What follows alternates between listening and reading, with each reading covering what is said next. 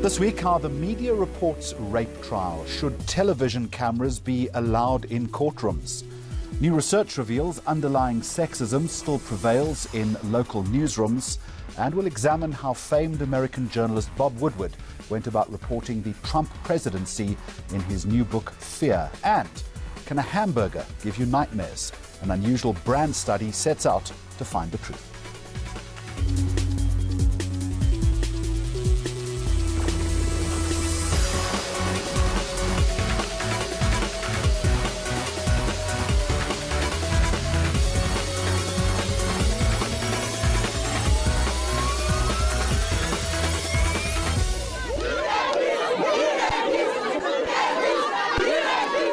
South Africans have been glued to their television screens watching the testimony of 22-year-old sexual abuse survivor Cheryl Zondi in the rape and trafficking case against the Nigerian evangelical pastor Timothy Omotoso. We've seen a massive public outcry about the way in which Zondi was treated in court, and some are even calling it a second victimization. So how are we doing as the South African media in reporting this trial, perhaps more broadly, rape trials, and what are the rules of engagement when it comes to the sensitive topic of rape? Well-known gender activist Lisa Vetten starts our program today, along with ENCA's editor-in-chief, Mapim Mhlangu. To both of you, a very warm welcome. Lisa, let's start with this. Should TV cameras be allowed unfettered access when it comes to a trial like this? Yes and no. I mean, I think one of the problems here is that they look at cases very selectively. They're not in every single case. So the cases they pick tend to be of a certain sort, and I think they give people a very particular idea of what rape is or isn't, which does skew perceptions.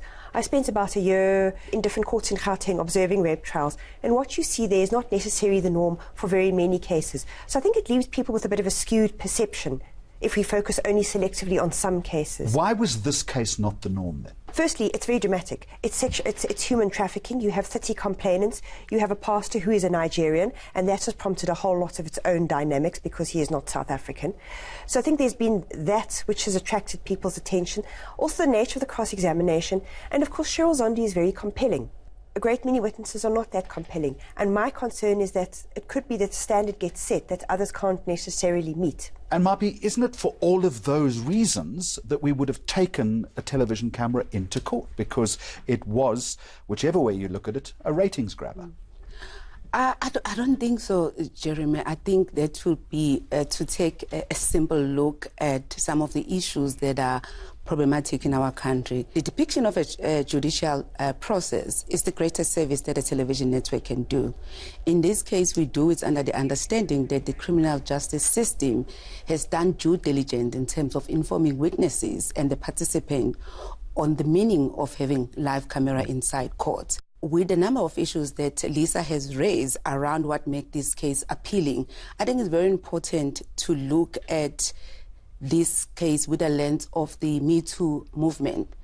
I think in a country where over 100 people are raped every day and we have a poor conviction rate, there is a need for us to understand why that is happening. I think we have heard stories about how rape cases are conducted, but I think it's the first time that we have a first glimpse of the implication for those who choose to pursue the legal roads and try and find justice. But it was aided and abetted in many ways by having a very articulate and compelling witness, and also, as some have said, the villain of the piece in the defense attorney, who was relentless in his aggressive cross-examination. Certainly, that had a lot of impact. I mean, I think the role that Cheryl Zondi has played is very critical in terms of this becoming a national event. And she was so strong because my initial reluctance in getting witnesses was that I know the nature of rape cases. I think it's invasive for people to testify in front of camera, but it became such. In fact, on day one, Jeremy, you would recall that as a station, we've taken a decision that said we're just going to dip in and out because we actually don't want to expose the witness, the experiences that she went through the entire nation. But I think when it became a national event, it became clear that there's something that appeals to the viewers about this case. I think is actually quite said that this is only available to paid platforms and is not available to terrestrial platforms. So, Lisa Vetten, given what Mapi has said then, has the trial in any way changed perception? Has the paradigm shifted as far as public attitude and understanding of rape is concerned? Again, almost to the public service responsibility that the media has. I think people do understand a lot more about how difficult a cross-examination is. But I mean, we had this lesson a good 10, 12 years ago via Zuma, and there was a lot of outcry then, but here we're repeating the outcry. So I'm not sure how deeply the lesson sank. The challenge to us is to move beyond outrage and to actually think about, well, what does this mean for how we do things differently? I would also like to see a challenge to the media to not just focus on the drama in the courtroom, compelling as it is, but to look at, if we say cross-examination is so bad, what are the legal alternatives to how we manage this? What are the consequences for a complainant of becoming so public? How does her life change, for instance? What about those who are not so articulate, who are not so compelling? Do they now feel to be taken seriously they have to do the same thing? So I think this actually opens up a whole range of different questions. Different questions that the media could be thinking about is, what we're seeing here is the law. But law requires administration and management, and a great many cases never come to court because the police haven't done their job. There isn't enough money to provide specialised training for the or preparation for the complainant before she testifies in court. So it would be useful if they didn't look at this as one instance of a spectacular case, but looked at the broader system in which it was embedded, mundane and everyday as it is. Which leads me, Mapi, on to the next question. It's not also looking at it from a broader perspective when it comes to other cases, but also with this particular case. I wonder whether we contextualized and analyzed particularly the Zondi testimony enough, or were we simply fixated on this exchange that was happening in court? Look, I mean, just to go back first to what Lisa said about the Zuma case, I think there's a difference here. If you recall, in the Zuma case, we only took his testimony. No one took Fesega's testimony. And therefore, I don't think the public has been exposed to this extent to what really the victims go through. Yes, I think we could play a better role in terms of sensitizing our viewers about the judicial system beyond going through the exchange between the lawyers and those who are testifying. I say this because we did is well aware that turning a courtroom into a forum might lead to emotional response that we have seen happening, people going to the church, demanding the close of the church, and that is just one side of that emotional response that we're seeing.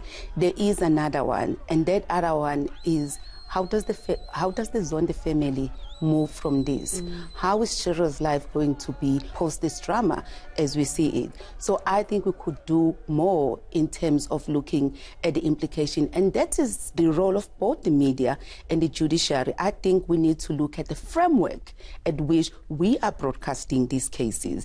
You might recall with Oscar trial, for example, that there were some protocols that were put in place, but Rivers' photos ended up on TV, and they were not supposed to end on TV.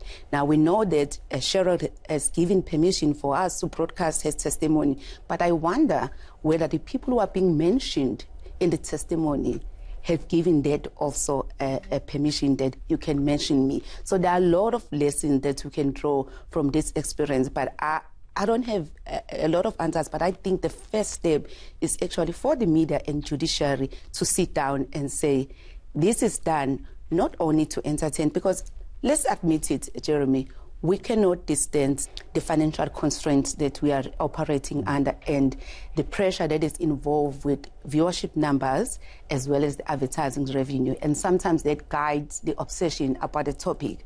But beyond that, I think we have the interest of a number of people who are raped in this country every day and will never see justice. And Lisa, I'm going to give you the final and quick word on this. The important point is raised is that we cannot simply shut the door now as far as this particular issue is concerned. We have taken it to a point in our business. It's called follow-up or follow-through, and we have a huge responsibility, all media does, to make sure that we take this to the next level that Mapi has been outlining. Yes, and I think it is to try and complicate and broaden the stories that are out there. And I think most of all, I would challenge you to go to the magistrates' courts, where the vast and overwhelming majority of rape cases are, and where I think you really see the impact of different kinds of budget cuts, where you're not going to see fancy cross-examination. It's going to be a simple problem of people will not have had the money to pay to come to court on that day to testify. So I would really like to see you move beyond the single spectacular case to looking at justice as a system and why it's struggling the way it is. I hope we can all rise to that challenge. To both of you, thank you very much. Next on the programme, a new study reveals that sexism is alive and well in South African newsrooms.